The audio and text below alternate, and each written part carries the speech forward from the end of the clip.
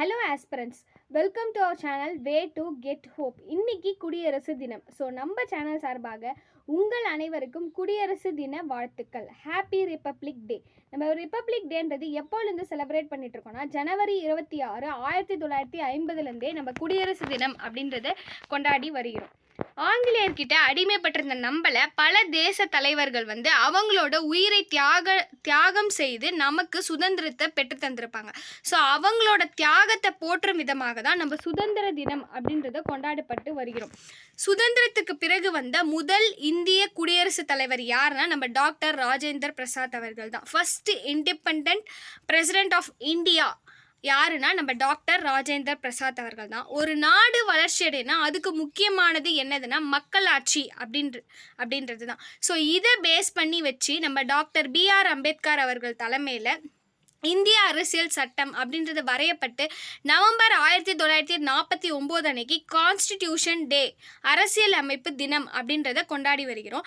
இதுக்கடுத்து இதை எப்போ நம்ம கேம் இன்டு ஃபோர்ஸ், அதாவது எப்போ நடைமுறைக்கு வந்துச்சுன்னா ஜனவரி 26, 1950 இது நடைமுறைக்கு வந்தது. ஸோ இந்த டேவை தான் நம்ம குடியரசு தினமாக கொண்டாடப்பட்டு வருகிறோம்.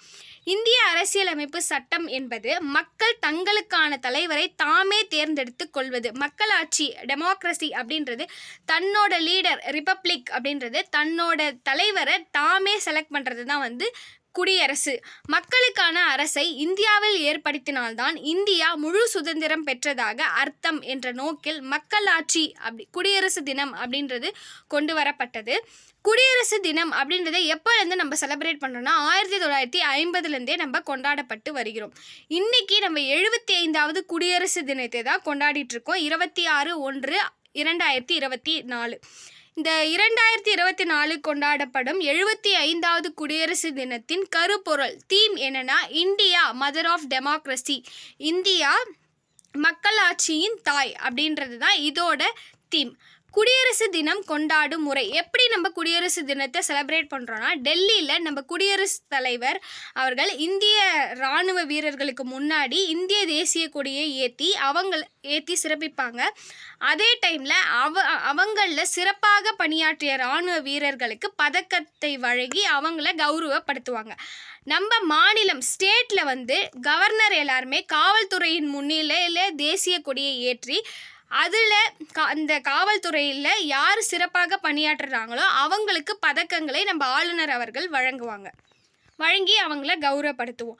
ஸ்கூல், காலேஜு, கவர்மெண்ட் ஆஃபீஸ் எல்லா இடத்துலையுமே கொடியை ஏற்றி தேசிய கீதம் பாடி இனிப்புகளை வழங்கி கொண்டாடுவோம். நம்ம ஸ்கூல், காலேஜ், கவர்மெண்ட் ஆஃபீஸில் எல்லாமே. குடியரசு தினத்திற்கும் சுதந்திர தினத்திற்கும் உள்ள வேறுபாடு என்ன அப்படின்னா, இந்தியா விடுதலை பெற்ற நாளை சுதந்திர தினம் என்று கூறுவோம். இந்தியா இண்டிபெண்டன்ஸ் ஆனது, விடுதலை ஆன நாள் தான் ஆகஸ்ட் 15, 1947. அதை தான் சுதந்திர தினம் அப்படின்றத செலிப்ரேட் பண்ணுறோம். Independence day. சுதந்திர தினம் 1947 ஆகஸ்ட் 15. நமது அரசியல் சாசனம் அமலுக்கு வந்த நாள் குடியரசு தினம். ஸோ ஜனவரி 26, 1950 தான் நம்ம கான்ஸ்டிடியூஷன் அப்படின்றத நடைமுறைக்கு வந்தது. ஸோ அன்னையிலேருந்து தான் நம்ம குடியரசு தினம் அப்படின்றத கொண்டாடப்பட்டு வருகிறோம். இந்த வீடியோ பிடிச்சிருந்தா லைக் பண்ணுங்கள், ஷேர் பண்ணுங்கள். தேங்க்யூ ஃபார் வாட்சிங். உங்கள் எல்லாருக்கும் again happy Republic Day. Thank you all.